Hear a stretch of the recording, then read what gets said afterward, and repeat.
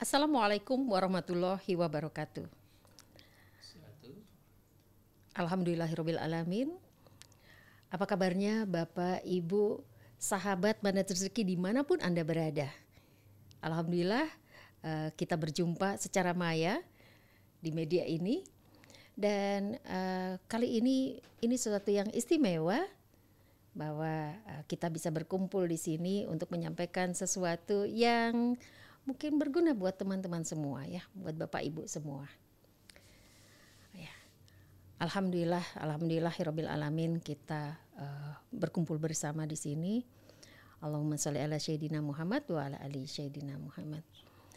Bapak Ibu sahabat Mandat Rezeki, seperti kita ketahui bahwa Mandat Rezeki selama ini secara nyata mendukung perjuangan rakyat Palestina ya, secara nyata sejak tahun 2019 dan itu terus bergulir hingga saat ini.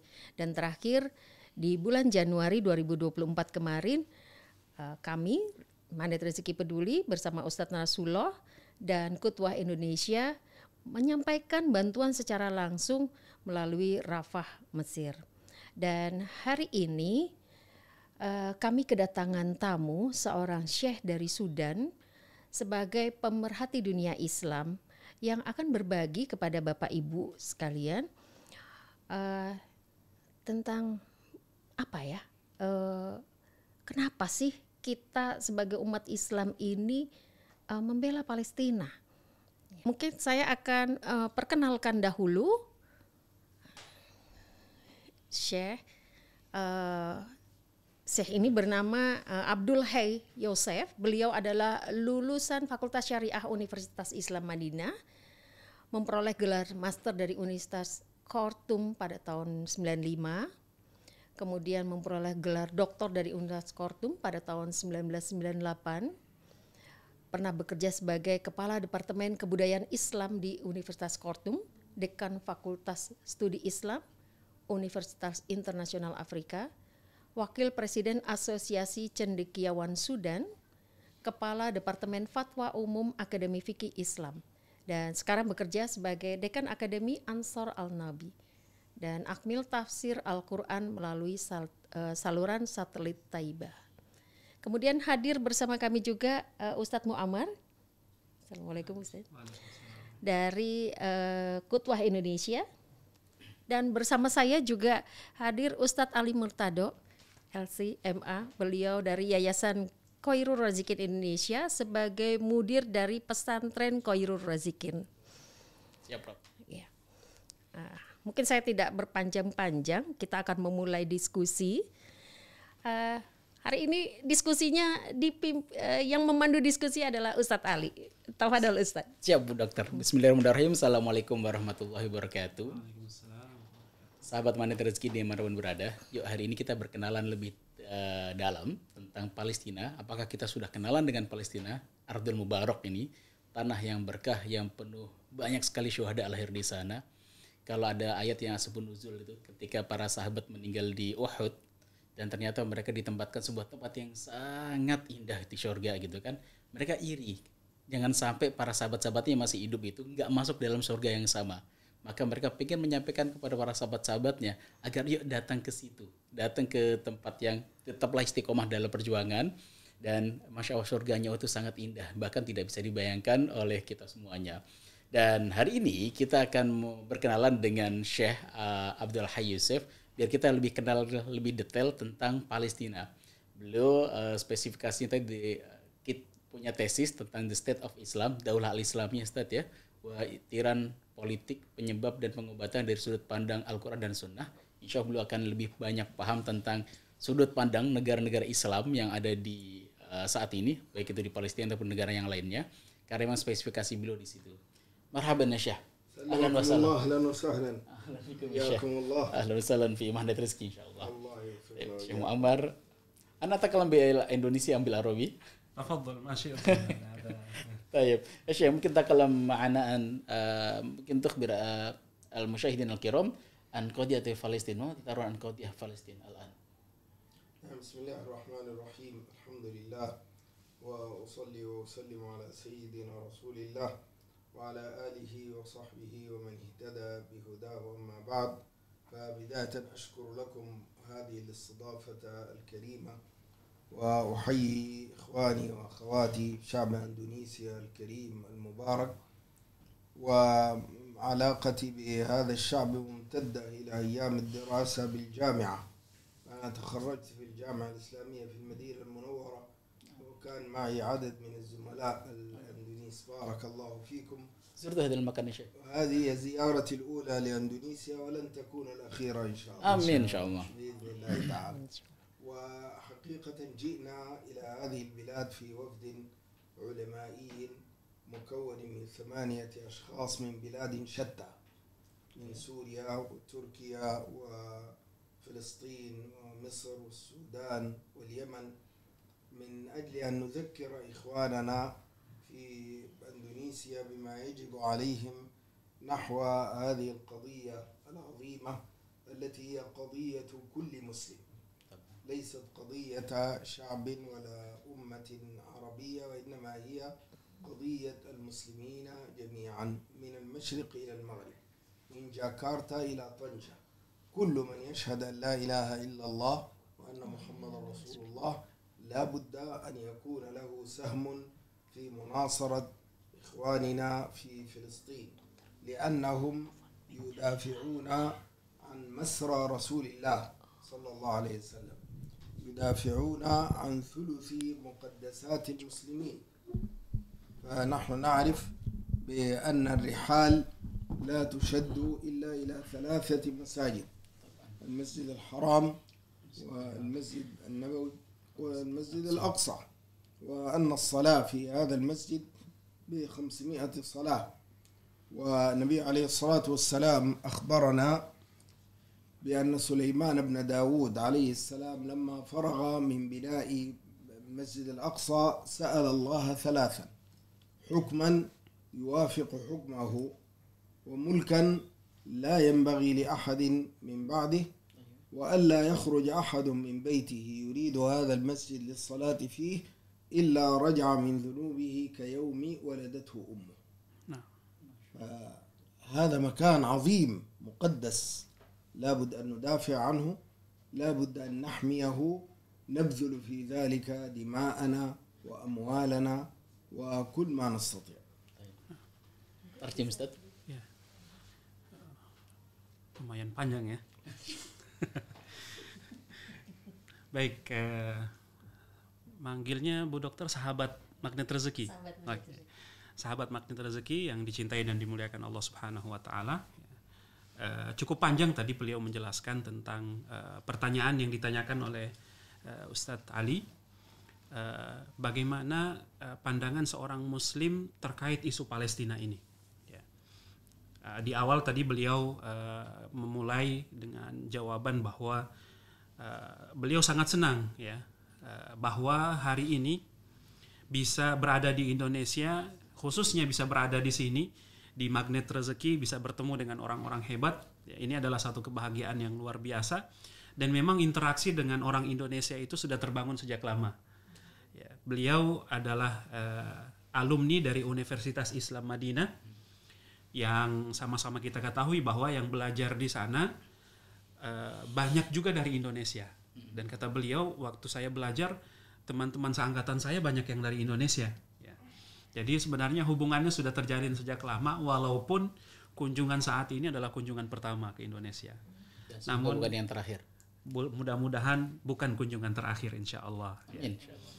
Dan berikutnya terkait kedatangan beliau ke Indonesia, sebenarnya beliau termasuk di antara rombongan yang berisi 8 orang ulama ya, yang berasal dari negara yang berbeda. Ya. Beliau berasal dari Sudan. Jumlah rombongannya 8 orang. 8 orang. Salah satunya beliau yang berasal dari Sudan, ada yang dari Suriah, ada yang dari Yaman, ada yang dari Mesir, ada yang dari Palestina. Yang semuanya datang ke Indonesia, misinya sama, visinya sama, adalah bagaimana mengedukasi umat, bagaimana memahamkan umat tentang isu Palestina ini. Ya. Dan ketika berbicara tentang Palestina, tentunya semuanya sangat paham ya, keutamaan dan keistimewaan dari tempat ini. Ya. tempat yang disebut Allah Subhanahu wa taala sebagai negeri yang diberkahi. Tempat yang dalam hadis Rasulullah sallallahu alaihi wasallam beliau menyebutkan la tushaddur rihal illa ila thalathati masajid. Ya. Kita semuanya tentunya punya harapan, punya impian untuk bisa sholat di satu masjid tertentu. Ya. Tapi kata Rasulullah dalam hadisnya, jangan memaksakan diri menyiapkan bekal, menabung untuk mewujudkan mimpi sholat di masjid tertentu, kecuali jika kalian ingin sholat di 3 masjid. Yang pertama adalah Masjidil Haram, yang kedua adalah Masjid An-Nabawi, dan yang ketiga adalah Masjid Al-Aqsa. Ya. Dan ini adalah kemuliaan yang sangat luar biasa besar, ya, yang ditempatkan Allah Subhanahu wa taala dan diberikan Allah tidak ke semua tempat, ya, tapi ketiga tempat yang istimewa.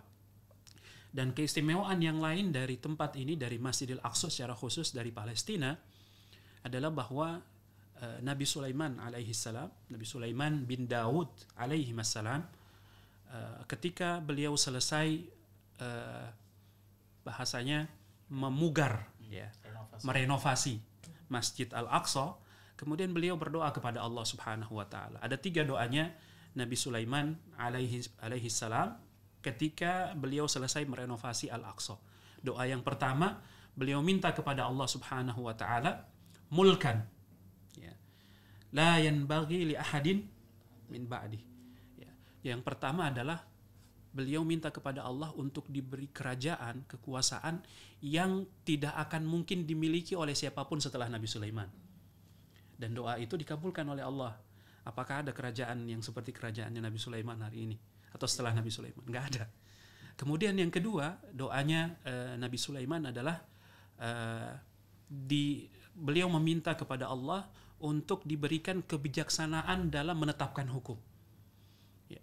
Jadi ketika Nabi Sulaiman memutuskan terhadap satu perkara, keputusan itu diputuskan dengan sebijaksana mungkin. Ya. Kita sama-sama tahu bagaimana cerita Nabi Sulaiman menghukumi siapa sebenarnya pemilik bayi, 2 orang ibu yang sedang berselisih. Itu dikabulkan oleh Allah doanya. Doa yang ketiga, Nabi Sulaiman meminta kepada Allah, ya Allah, saya meminta kepadamu tidak ada satu orang pun yang datang ke tempat ini, ke Masjid Al-Aqsa maksudnya, lalu kemudian sholat di sini dan semata-mata mengharapkan keridhaanmu. Saya mohon kepadamu ya Allah, agar ketika mereka selesai dari sholat, dari sujud kepadamu, dan mereka keluar dari tempat ini, saya minta kepadamu agar mereka keluar dari tempat ini seperti seorang bayi yang baru dilahirkan ibunya, dosa-dosanya semuanya diampuni oleh Allah Subhanahu wa taala. Kata Rasulullah, saya mengharap bahwa doa Nabi Sulaiman yang ketiga ini juga dikabulkan oleh Allah Subhanahu wa taala. Jadi keistimewaannya luar biasa. Kalau bicara tentang Palestina, tentang Al-Aqsa, ya kita bicara tentang yang pertama, tempat itu istimewa di sisi Allah. Yang kedua, tempat ini bukan cuma miliknya orang Palestina saja, kata beliau. Bukan cuma yang konsentrasi terhadap masalah ini bukan cuma bangsa Arab saja. Siapapun, ya, ketika dia bersyahadat asyhadu an la ilaha illallah asyhadu anna muhammadar rasulullah, maka dia punya kewajiban membela Al-Aqsa. Tadi kata beliau min Jakarta ila Tonja, ya. Dari ujung ke ujung. Maroko. Maroko. Ya. Tonja ini salah satu kota di Maroko. Dari Jakarta sampai Tonja. Jadi siapapun dimanapun berada, selama Anda adalah Muslim, Anda punya kewajiban atas Al-Aqsa. Saya mungkin bisa diceritakan saya secara singkat tentang Al-Aqsa ini. Kan dulu pernah dijajah oleh orang-orang, dia diperebutkan oleh 3 agama gitu kan. Bagaimana kisahnya, mungkin bagaimana secara singkat diceritakan saya kepada kami ya. Kami juga ingin hadir kembali Salahuddin Al-Ayyubi gitu ya. Selalu kita mengharapkan Salahuddin Al-Ayyubi yang baru gitu, yang sampai sekarang ini belum lahir kembali ya Syekh. يسأل عن أن الأقصى يعني في مقولة مشهورة وأيضا يفهمه الناس أن هذا مكان ل3 أديان، هذه قالها الناس، ويعني يحارب هؤلاء الأديان لأجل أن يحصلوا وأن يعني يستولي على هذا المكان. يعني ممكن تقص لنا باختصار يعني عن هذا شيخنا، وأيضا يعني أمنيتنا الآن أن يأتي في هذه الأمة شخص مثل صلاح الدين الأيوبي، مع أنه إلى الآن يعني لم يكون هناك يعني واحد مثله يعني. صحيح. هو طبعا هذه الأرض هي مهد الديانات وهي مقر الأنبياء، ولذلك ربنا لما قال سبحان الذي أسرى بعبده ليلا من المسجد الحرام إلى المسجد الأقصى الذي باركنا حوله، قالوا بارك الله حوله بكثرة من دفن من الأنبياء. وقالوا من أسباب الإسراء بالنبي صلى الله عليه وسلم إلى بيت المقدس أنه كان مهاجر الأنبياء قبله، ذلك المكان الأنبياء جميعا هاجروا إليه، فأراد الله عز وجل أن يجمع لنبيه صلى الله عليه وسلم أشتات الفضائل، يعني ما يكون نبي من الأنبياء أفضل منه بأنه هاجر إلى ذلك المكان، والنبي صلى الله عليه وسلم لم يهاجر إليه. ولذلك نقرأ في القرآن بأن إبراهيم قال إني مهاجر إلى ربي إنه هو العزيز الحكيم. هو خرج من أرض كنعان في العراق إلى هذه الأرض المباركة إلى فلسطين. فبعد ذلك هذه الأرض أنتم تعلمون تاريخا بأنه قامت فيها دولة الملوك لبني إسرائيل، داود عليه السلام، ثم ولده سليمان عليه السلام، ثم جاء بعد ذلك البابليون من بلاد فارس والعراق، فخربوا بيت المقدس وأخذوا بني إسرائيل أسرى، وهو المعنى الذي ذكره ربنا في القرآن فإذا جاء وعد أولاهما بعثنا عليكم عبادا لنا أولي بأس شديد فجاسوا خلال الديار وكان وعدا مفعولا. ثم بعد ذلك تاب بنو إسرائيل إلى الله ورجعوا إليه وندموا على ما كان منهم من تفريط، فرجعت لهم دولتهم مرة أخرى، ثم رجعوا إلى الإفساد فسلط الله عليهم الرومان البيزنطيون أيضا خربوا بيت المقدس مرة ثانية، والرومان هم الذين سيطروا على ذلك المكان إلى أن جاء الفتح الإسلامي. فتح الإسلامي كان بقيادة أبي عبيدة عامر بن الجراح رضي الله عنه، لكن لما وصلوا إلى القدس أبى كبير القساوسة بأن يسلم مفتاحها إلا إلى رجل يجدون صفته عندهم في كتبهم، وهذا الرجل هو عمر بن الخطاب، نعم رضي الله عنه. فجاء عمر رضي الله عنه من المدينة بنفسه وهو يلبس يعني ثوبا مرقعا، وتسلم يعني مفاتيح بيت المقدس بيده، وتلك الديار صار كل إنسان فيها يأمن على دينه، سواء كان مسلما يهوديا نصرانيا حتى اليهودي، كلهم يأمنون على دينهم. ثم بعد ذلك جاءت مرحلة الغزو الصليبي، جاء الصليبيون في الحملات 9 المعروفة واستولوا على بيت المقدس، وبقي في أيديهم 90 سنة من سنة 598 إلى سنة 483 لا يرفع فيه أذان ولا تقام فيه الصلاة، لا يرفع الأذان في بيت المقدس ولا تقام الصلاة، إلى أن هيأ الله ذلك الرجل الصالح وهو نور الدين الزنكي رحمه الله، ثم جاء من بعده ابن أخيه صلاح الدين يوسف ابن أيوب رحمه الله، فحرروا بيت المقدس ورجع إلى سلطان المسلمين. ولذلك نقول بيت المقدس فتحه رجل عربي وهو عمر بن الخطاب، ثم أعاد فتحه رجل كردي وهو صلاح الدين الأيوبي، كردي ليس عربيا، ثم حافظ عليه رجل تركي وهو السلطان عبد الحميد الثاني رحمه الله، والله أعلم من سيكون الفاتح. Indonesia insya Allah. إن شاء الله إندونيسيا. Amin. Nah, Baik. baik. Fadhal, Ustaz. Tapi jiddan Ustaz. Ya, makanya harus dicatat. Baik. Baik, masya Allah. Kayaknya sayang sekali kalau setiap kata yang beliau ucapkan itu terlewat terjemahannya. Yeah.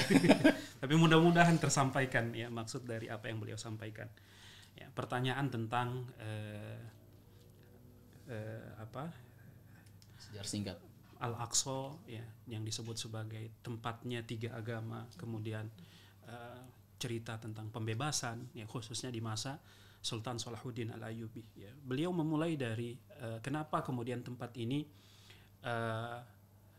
Mahdud Diyanah ya. Jadi hampir seluruh agama mengklaim kepemilikan atau hak atas bumi ini, karena memang tempat ini adalah Ardul Muqaddasah, tanah suci, dan tempat ini adalah Maqarrul Anbiya ya. Hampir seluruh nabi dan rasul yang pernah diutus oleh Allah Subhanahu wa taala pernah berada di bumi Palestina. Dan ketika kita membaca firman Allah Subhanahu wa taala tentang tempat ini, dan Allah menyebutkan dengan alladzi barakna haulahu ya, yang kami berkahi sekitarnya. Di antara para ulama ada yang mentafsirkan maksud dari barakna haulahu, kenapa tempat ini kemudian diberkahi oleh Allah Subhanahu wa taala? Karena banyaknya nabi dan rasul yang dikuburkan di tempat ini ya, atau di tempat itu. Karena jasad-jasad manusia terbaik yang dipilih oleh Allah dikuburkan di tempat itu ya. Itu sebabnya kenapa kemudian disebut dengan barakna haulahu, salah satu sebabnya. Kemudian tempat ini juga adalah tempat hijrahnya para nabi dan rasul Allah Subhanahu wa taala sebelum Rasulullah ya. Muhajar ya. Termasuk Muhajar Ibrahim, tempat hijrahnya Nabiullah Ibrahim alaihissalam ya. Kenapa kemudian pada malam Isra dan Mi'raj Rasulullah diperjalankan Allah dari Masjidil Haram ke Masjidil Aqsa ya, karena alasan tadi hampir semua nabi dan rasul sebelum Rasulullah itu kalau hijrahnya ke Palestina, ke Al-Aqsa ya. Lalu kemudian Rasulullah sendiri tidak pernah hijrah ke sana ya. Makanya kemudian dipilihkan tempat ini agar kemudian sempurna bahwa seluruh nabi dan rasul yang pernah diutus Allah semuanya pernah melakukan perjalanan ke Al-Aqsa. Ya. Luar biasa. Ya, saya sendiri baru dengar padahal dampingin beliau. Ya. Ya. Makanya dalam salah satu firman Allah Subhanahu wa taala yang menyebutkan tentang Nabi Ibrahim, disebutkan kalimat Nabi Ibrahim, inni muhajarun ila rabbi. Ya. Sesungguhnya saya hijrah kepada Tuhanku. Ya. Maksudnya adalah pindah ke negeri Palestina, dari sebelumnya di Irak ya. Pindah kemudian ke Palestina. Dan setelah periode ini kemudian datang periode Daulat al-Muluk ya.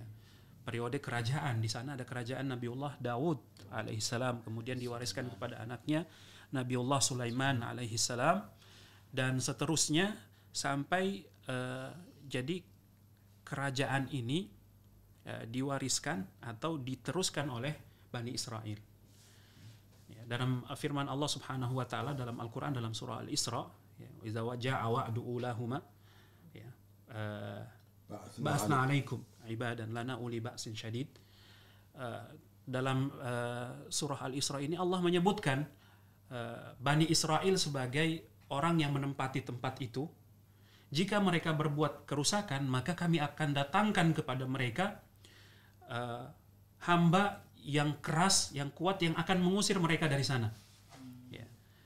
Karena mereka berbuat kerusakan, makanya datang pada waktu itu, pada periode itu Babylon, ya, orang-orang Babilonia, ya, yang kemudian menghancurkan Al-Aqsa, ya, melakukan semua kerusakan di atas bumi Palestina, di atas bumi yang diberkahi oleh Allah Subhanahu wa taala. Sampai kemudian kapan itu dikembalikan kepada mereka? Saat Bani Israel kembali kepada mereka bertaubat kepada Allah Subhanahu wa taala, maka tempat itu kembali diserahkan kepada mereka. Lalu mereka berbuat kerusakan lagi. Ya. Sehingga dihancurkan oleh Romawi. Romawi kemudian datang, dan siapakah yang membebaskan Palestina dari Romawi? kaum muslimin. Ya. Di bawah kekhalifahan Umar bin Khattab, panglima pasukan saat itu Aminu hadhil ummah Abu Ubaidah bin Jarrah. Ya. Yang kemudian salah satu pendeta yang ada di sana, ketika diminta untuk menyerahkan kunci Al-Quds, kata dia, saya tidak akan serahkan ini kecuali ke pimpinan tertinggi kalian. Yang Umar posisinya ada di ibu kota Madinah, ya, yang kemudian harus berangkat dari Madinah ke Al-Quds hanya untuk menerima kunci itu saja. Ya. Dan pada tadi beliau sampaikan muraqqa'ah, ya. Jadi pakaian yang beliau pakai banyak tambalannya. Dan ternyata itu yang tertulis di kitabnya orang-orang Nasrani, bahwa yang nanti akan menerima kunci pimpinan tertinggi, tapi bajunya banyak tambalannya. Dan ternyata itu adalah Umar bin Khattab radhiyallahu anhu. Nah, Morokka. Nah, ya. Jadi dibebaskan oleh Umar bin Khattab radhiyallahu anhu, dan saat itu, ya, saat peristiwa Umar bin Khattab, semua agama yang ada di sana mendapatkan jaminan keamanan dari Umar bin Khattab radhiyallahu anhu. Semuanya aman. Ya. Kapan mereka tidak aman? Sampai ketika Al-Aqsa dan bumi Palestina direbut oleh tentara salib. Baru tidak aman. Ya, tidak ada lagi kebebasan beribadah. Ya.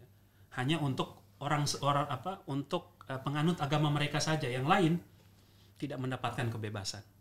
Sekitar 90 tahun sampai kemudian muncul Nuruddin Zanki, yang kemudian visi perjuangannya, visi pembebasan Al-Aqsa-nya diwariskan oleh Salahuddin Al-Ayyubi, yang berhasil mengembalikan dan membebaskan Al-Aqsa dan bumi Palestina. Ya. Jadi kalau kita kembali, tadi kata beliau, yang membebaskan Al-Aqsa pertama kali rajulun Arabi. Ya. Yang membebaskan Al-Aqsa pertama kali orang Arab.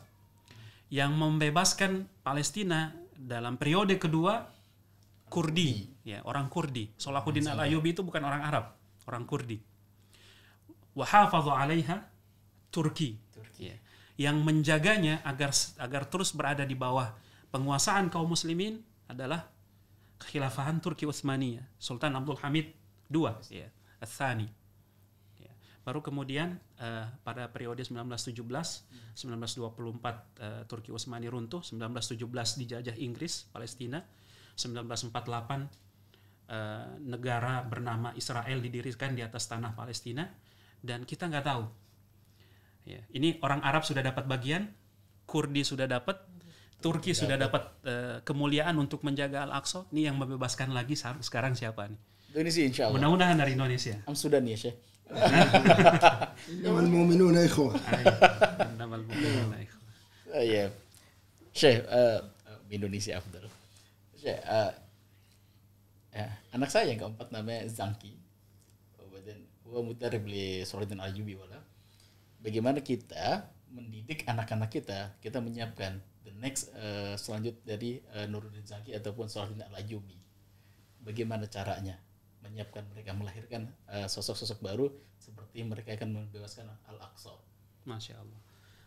Qal inna ibnuhu ar-rabi' ismuhu Zanki. Ya. ابنه Aina. ما شاء الله. Anak saya yang pertama namanya Huzaifah Al-Ghazi. Masya Allah. ما شاء الله. Ghazi. سؤال كيف يعني نربي أبناءنا حتى يورثوا حماسة صلاح الدين، يعني حتى أيضا يورث فكرة تحرير بيت المقدس، يعني كيف نفعل شيء؟ نعم، هو الآن في سؤال يطرحه كثير من الناس. أيوة. يعني في سبب ثبات أهل غزة. أيوة. يعني الآن هم يحاربون الدنيا، يحاربون اليهود ويحاربون الصليبيين، أمريكا، فرنسا، إيطاليا، ألمانيا، الهند، كل هذه الدول تشارك في الحرب على غزة. فأول سر للثبات القرآن. القرآن لابد أن نربي أولادنا على القرآن، معنى أن نحفظهم لو استطعنا أن يحفظوا القرآن كله، لكن ما يكون حفظ مجرد ترداد، لا، حفظ ومعه فهم. الحفظ والفهم. الحفظ مع الفهم.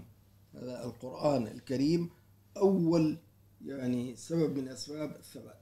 الشيء الثاني قصص الأنبياء. الله جل جلاله قال: وكلا نقص عليك من أنباء الرسل ما نثبت به فؤادك. فلا بد نقص على أولادنا قصص الأنبياء. إبراهيم عليه السلام كيف ألقي في النار وهو يقول: حسبنا الله ونعم الوكيل، ما خاف ولا تردد عليه الصلاة والسلام. كيف كان يونس في بطن الحوت وهو يقول: لا إله إلا أنت سبحانك إني كنت من الظالمين. محمد صلى الله عليه وسلم كيف كان في الغار وهم واقفون على رأسه ويقول لأبي بكر: لا تحزن إن الله معنا. موسى عليه السلام كيف خاض البحر ويقول: إن معي ربي سيهدين. فهذه قصص الأنبياء عليهم الصلاة والسلام أيضا تثبت قلب المؤمن. ثم الأمر الثالث في تربية جيل القرآن أن نزهدهم في التوافه. يعني الآن هذا الزمان يسمى زمان صناعة التفاهة، يعني الأمور الحقيرة.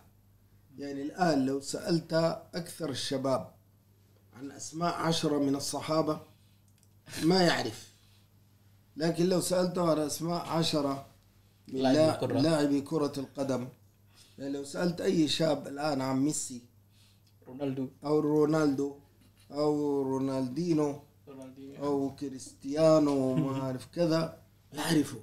أيوة. يعرف سيرته، متى ولد وكم هدف أحرز وكذا. نفس الشيء لو سألته عن المغنين والممثلين، في زماننا كان بوب مارلي ومايكل جاكسون وكذا، أما الآن ما أدري من هو موجود. أنا أعرف شيء. يعني المهم عرفت صديق يوسف شيء. من تركي. الآن الشباب لابد أن نزهدهم في هذه التوافه والأمور الحقيرة التي لا تقدم الأمة. يعني أنا دائما أقول للشباب حتى من أراد أن يمارس الرياضة فليمارس ألعاب القوة، تايكوندو، الكاراتيه، الكذا.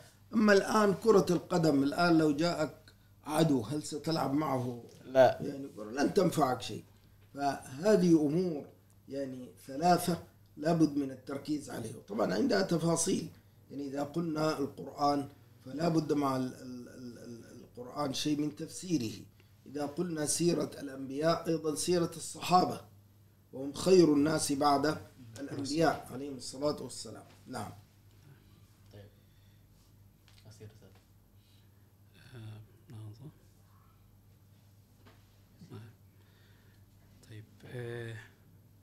ممكن بعدين توافي يعني الأمور التافهة. التافهة. نعم تمام.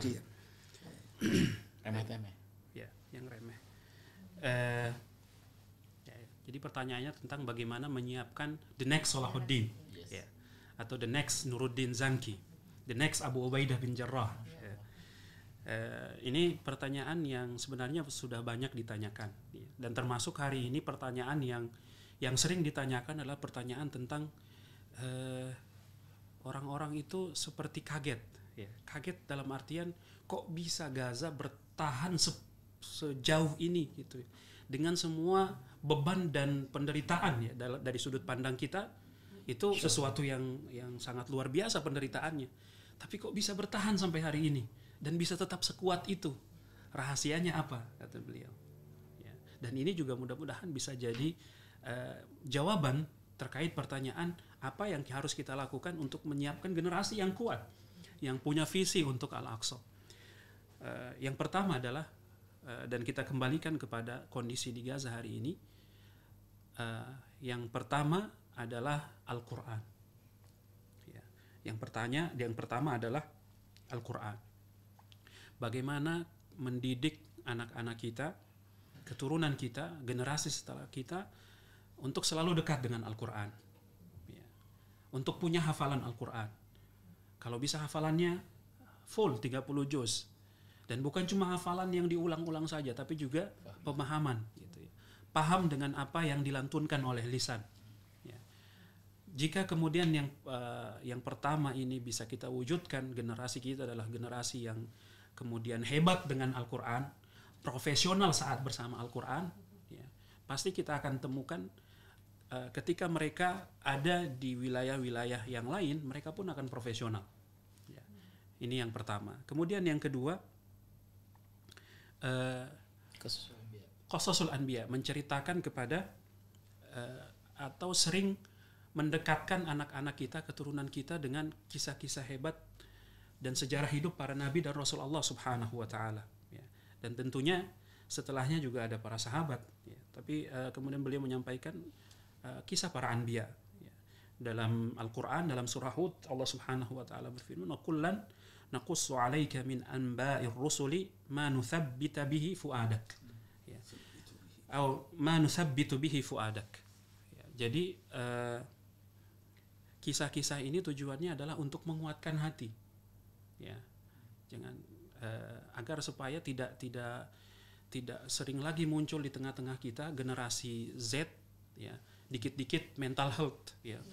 Ngomongnya mental healthku terganggu gitu ya. Ada apa gitu ya. Ya, salah satunya yaitu mereka tidak punya pegangan, tidak punya pedoman, tidak punya contoh. Tidak tahu bagaimana generasi sebelum mereka itu hebatnya luar biasa. Makanya naqussu 'alaika, ya. Jadi sering-sering disampaikan pada mereka, ya, seperti kisah Nabi Ibrahim alaihissalam yang dilemparkan ke dalam api tapi justru mengucapkan kalimat yang sangat luar biasa. Ya, hasbiyallah wa ni'mal wakil. Ya. Tidak ada ketakutan sama sekali, tidak ada gentar sama sekali, yang teringat adalah Allah Subhanahu wa taala. Bahkan tidak ada keluar ucapan astaga gitu, ya. Ya. Langsung teringat Allah Subhanahu wa taala. Nabi Yunus di dalam perut. Yang kita ingat dari Nabi Yunus ketika ada dalam perut ikan apa? Zikirnya Nabi Yunus. Ya. Justru itu yang zikirnya Nabi Yunus itu yang diingat orang, ya. Saat dalam keadaan saat dalam keadaan menderita, ya, dalam keadaan sulit, yang teringat gelap, ya. Justru mengingat Allah Subhanahu wa taala. Bahkan ada zikir khusus, ya. Kemudian bagaimana Nabi Musa alaihissalam diminta Allah untuk membelah lautan. Enggak masuk akal. Ya. Tapi apa kata Nabi Musa? Inni ma'iya rabbi. Ya, sesungguhnya ada Tuhanku bersamaku. Ya, sesuatu yang dianggap orang mustahil, tidak mustahil jika bersama Allah. Ya. Ada Nabi Muhammad SAW dan Abu Bakar di dalam gua. Ketika Abu Bakar ketakutan karena merasa sudah hampir ditemukan oleh orang-orang Quraisy yang mengejar. Di depan mata, ya. Sudah di depan mata, sudah kelihatan. Kata Rasulullah, tenang. Gitu. Ada Allah bersama kita. Allah ma'ana. Ada Allah bersama kita. Ini perlu untuk disampaikan kepada anak-anak kita, ya, kepada keturunan kita. Kemudian yang terakhir kata beliau, yang ketiga, at-tawafi, nuzahid, ya. Jadi bagaimana menumbuhkan sikap zuhud anak keturunan kita terhadap tawafi. Tawafi itu tafih, sesuatu yang remeh, yang temeh gitu ya. Bagaimana juga memahamkan kepada mereka panutan mereka yang sebenarnya itu harusnya siapa. Kata beliau tadi, hari ini kalau kita nanya sama generasi kita, anak-anak kita, khususnya Gen Z, sebutkan 10 orang nama Nabi atau 10 orang sahabat, itu ya. Loadingnya lama banget, ya. Udah seperti Pentium 2. Pentium bukan Core i5 gitu ya. Masih yang lama, masih Pentium. Tapi kalau ditanya nama sepak bola siapa yang ngetop, udah. Ya. Hari ini kayaknya nggak ada yang nggak kenal Messi. Tapi apakah hari ini semuanya kenal Abu Ubaidah bin Jarrah? Ya. Belum tentu. Ya. Ini yang luar biasa juga. Jadi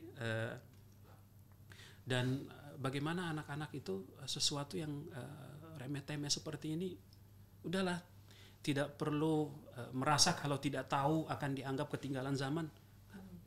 Justru harusnya mereka memahami bahwa saya ketinggalan zaman kalau saya tidak kenal orang-orang hebat, ya gitu ya. Ya, yang sudah menorehkan sejarah emas dalam Islam. Ya, termasuk tadi kata beliau, kalau ingin sekarang latihan fisik, ingin menguatkan fisik, belajar bela diri, sesuatu yang memang laki banget gitu. Taekwondo sekalian kata beliau. Ya. Belajarnya dance.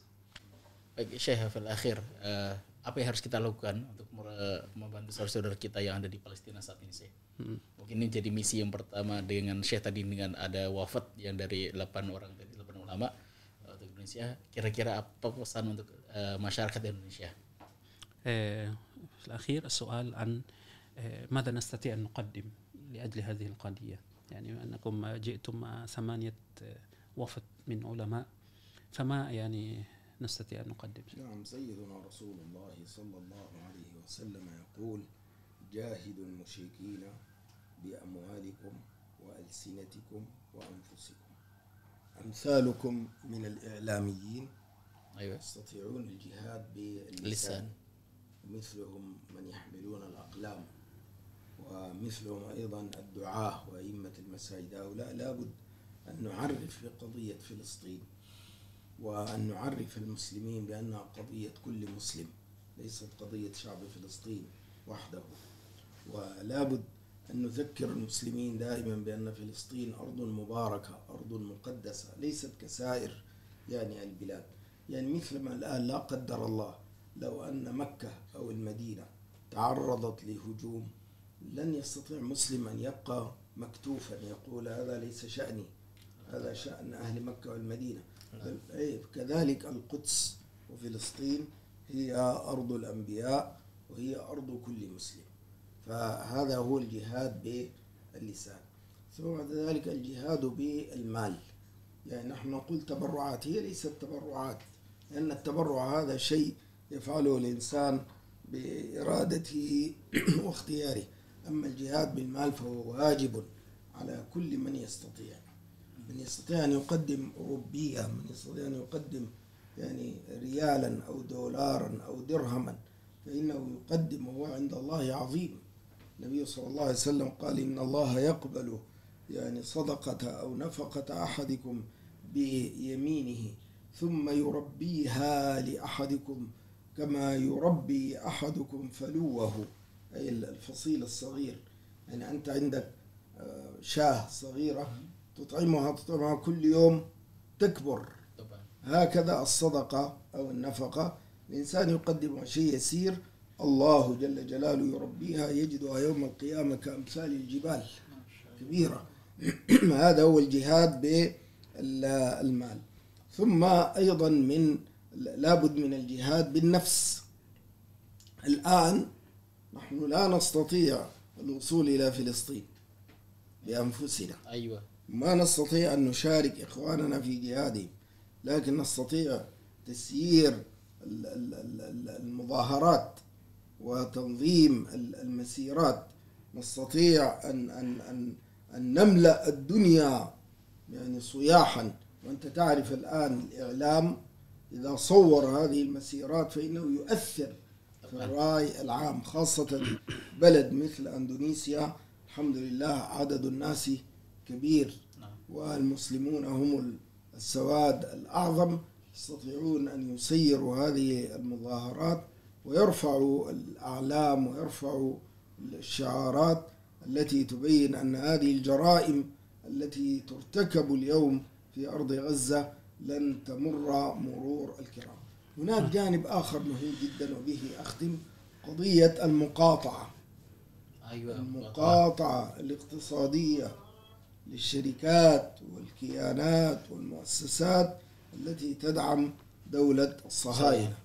هذه ينبغي أن يعلم كل مسلم أن الروبية التي ينفقها في ماكدونالدز أو في كنتاكي أو في البيبسي أو في كذا من أو كوكاكولا أو ستاربكس أو غيرها من هذه المنتجات، إنما هو يساهم في قتل إخوانه، في قتل الفلسطين.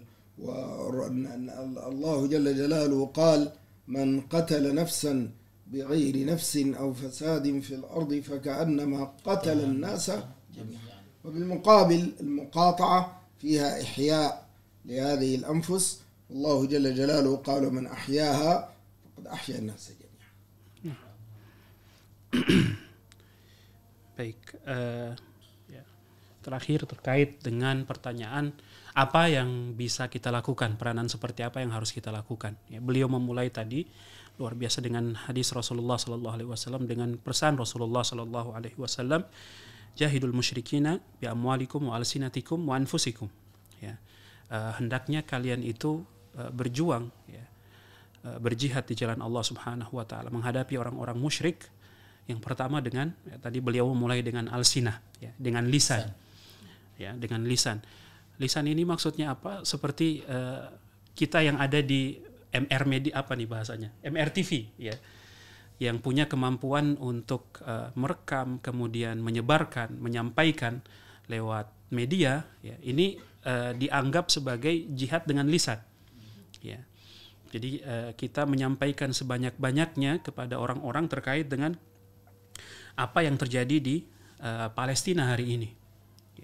Dan kita berusaha untuk menyampaikan kepada semua, seperti yang tadi sudah disampaikan oleh beliau, bahwa Palestina ini bukan hanya miliknya orang Palestina saja. Ya.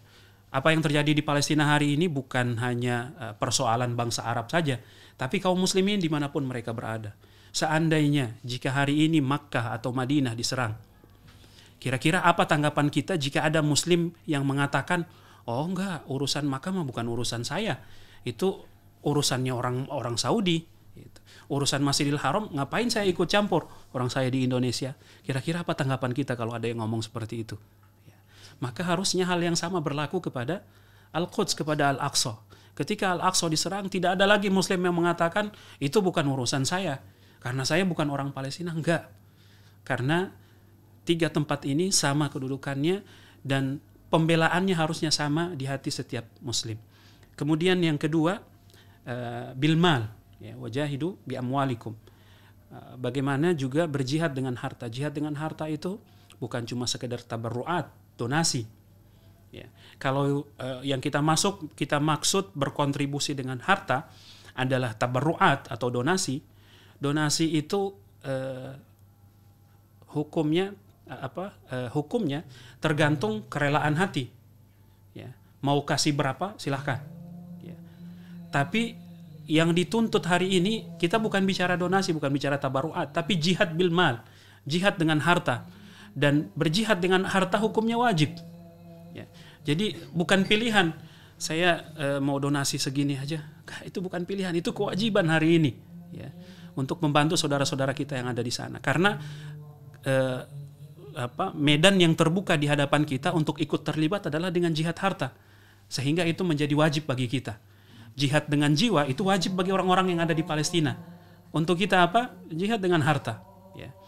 Berapapun rupiah yang diinfakkan, ya, dijihadkan, diniatkan sebagai jihad harta di jalan Allah, Rasulullah SAW menyebutkan dalam hadisnya, sesungguhnya Allah itu menerima infak yang diberikan oleh seorang muslim, oleh hambanya. Dan Allah akan yurabbiha. Ya, seperti kalau punya domba kecil, tadi perumpamaan seperti itu, punya domba kecil, kemudian domba itu dipelihara dan kemudian hari berikutnya akan besar. Ya. Seperti itulah infak di jalan Allah Subhanahu Wa Taala. Mungkin menurut kita kecil, tapi Allah akan menumbuhkannya, menjadikannya besar, sehingga di hari kiamat nanti, ketika berhadapan dengan amal kita menganggap dulu infak saya kecil, tapi kok ketika ditampakkan oleh Allah ternyata besar. Perasaan dulu saya ngasihnya nggak segini, tapi kok besar banget pahalanya. Karena seperti itulah Allah membalas setiap infak yang diberikan oleh seorang muslim.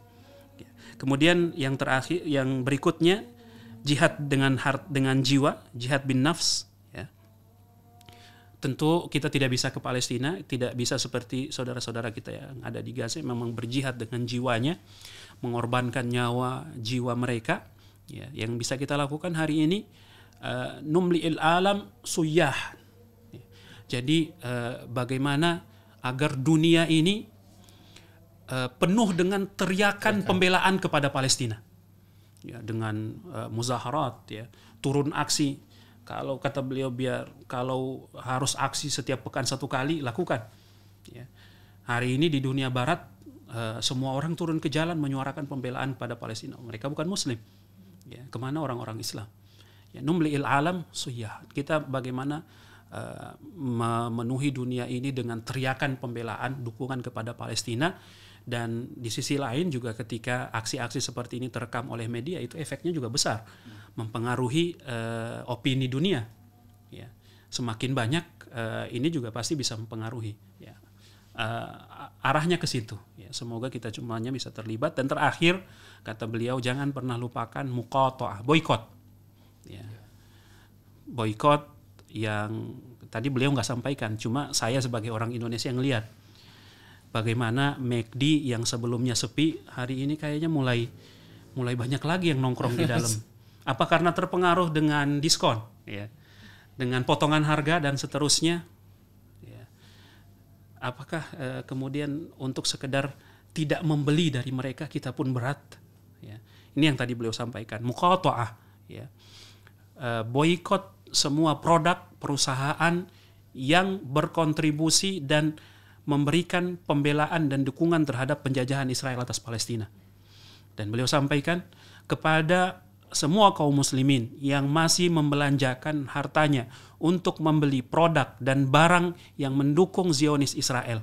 Ketahuilah bahwa 1 rupiah yang kalian belanjakan di tempat itu adalah saham kalian terhadap 1 peluru yang membunuhi warga Palestina. Dan kalian akan dimintai pertanggungjawabkan terhadap darah orang-orang Palestina yang tertumpah karena dibiayai oleh hasil belanja kalian di produk-produk perusahaan yang terang-terangan mendukung penjajahan Palestina di Israel. Dan Allah Subhanahu wa taala berfirman, ya, tadi beliau menutup dengan ayat ini, "Man qatala nafsan bighairi nafsin aw fasadin fil ard faka'annama qatala an-nasa jami'a." Jadi barang siapa yang berkontribusi pada terbunuhnya satu orang, kalau kita kiaskan seperti itu artinya, maka seolah dia telah membunuh manusia semuanya. Berikutnya, waman ahyaha faka'annama ahyan nasa jami'an. Dan barang siapa yang berkontribusi agar satu kehidupan tetap terjaga di atas muka bumi, maka sesungguhnya dia seperti telah menjaga kehidupan manusia semuanya di atas muka bumi. Ya, semoga kita semuanya digolongkan Allah Subhanahu wa taala ke dalam hamba-hamba yang senantiasa berjuang untuk kebaikan dan selalu menjadi bagian dalam gerbong kebaikan insyaallah. Amin, masyaallah. Baik, masyaallah Syekh, jazakum khairan hadirin fi hadzal makan masyaallah. Baik, saya penutupan. Ya, alhamdulillah.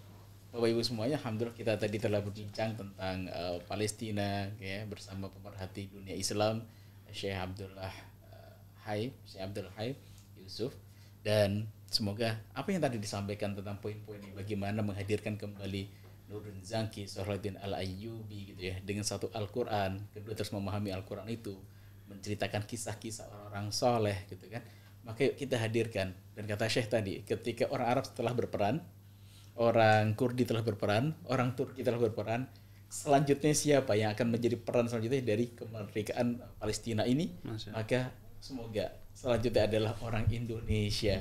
Mungkin itu ada di dalam rumah kita, anak-anak kita ataupun cucu-cucu kita akan menjadi pemeran untuk pembukaan Palestina untuk selanjutnya. Itu mungkin bisa kami sampaikan, semoga menjadi inspirasi kebaikan, dan saya kembalikan lagi kepada Dr. Chris. Fadhil. Jazakumullah khairan katsiran. Syekh Yusuf, Ustadz Muammar, Ustadz Ali, Masya Allah.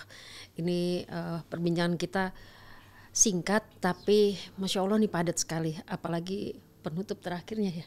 Wah, aduh, rasanya sampai mau nangis juga.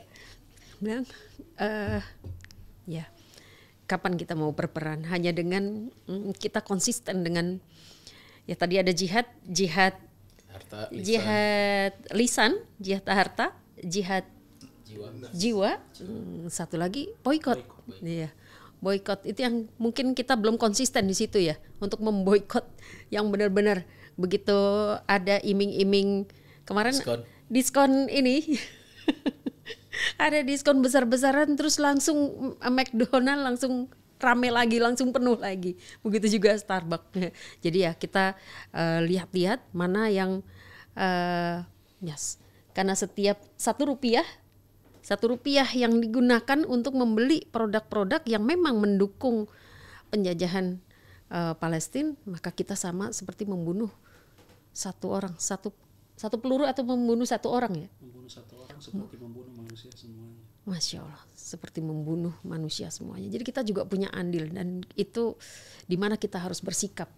Kembali lagi kepada kita, dan ini kita wajib menyampaikan kepada anak-anak kita juga, supaya anak-anak kita juga tahu dari kecil bahwa ini sesuatu yang terus harus ditumbuhkan dalam jiwa kita, terus turun temurun ke anak kita. Kita nggak tahu sampai kapan ya, tapi perjuangan ini harus kita tegakkan demi tegaknya Islam, sebagaimana para nabi, para anbiya dulu menegakkan agama Allah.